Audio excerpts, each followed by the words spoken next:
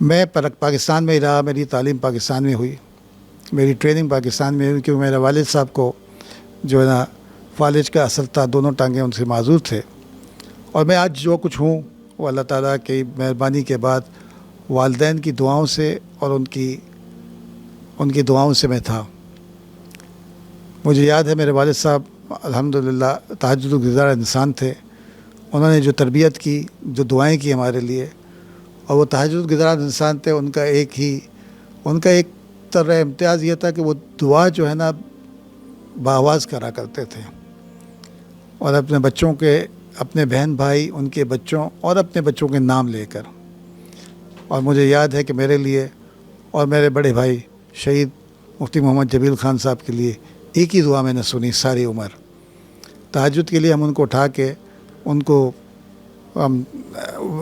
وضو وغیرہ کرا کر ان کو میں بٹھا دیتے تھے اور ہم لوگ پہ سو جاتے تھے، لیکن کانوں میں ایک آواز آتی رہتی تھی، اور مجھے یاد ہے کہ ساری عمر میرے بڑے بھائی صاحب مفتی محمد جمیل صاحب کے لیے وہ ایک ہی دعا کرتے تھے کہ ان کو دین کی خدمت کے لیے قبول کرنا، اور میرے لیے میں نے ایک ہی دعا سنی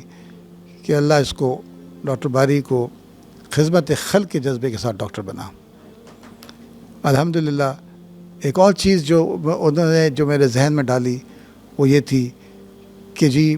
جب بھی ہم اسپتال سے واپس آتے تھے ان سے ذکر کرتے تھے کہ آج یہ ہو گیا، کہ اتنے پیسے آ گئے، اتنا کام ہو گیا، بہت خوش ہوتے تھے کیونکہ ان کے بچے ماشاءاللہ اچھا کام کر رہے تھے۔ لیکن مجھے یاد ہے کہ ہر کام کا، ہر بات چیت کا آخر میں ایک بات ضرور وہ کہا کرتے تھے کہ میاں خیال رکھنا کہ میں نہ آئے، اور الحمدللہ اتنی دفعہ کہا گیا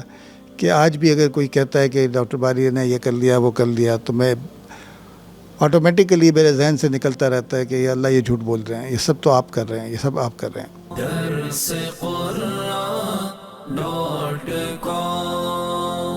www.darsequran.com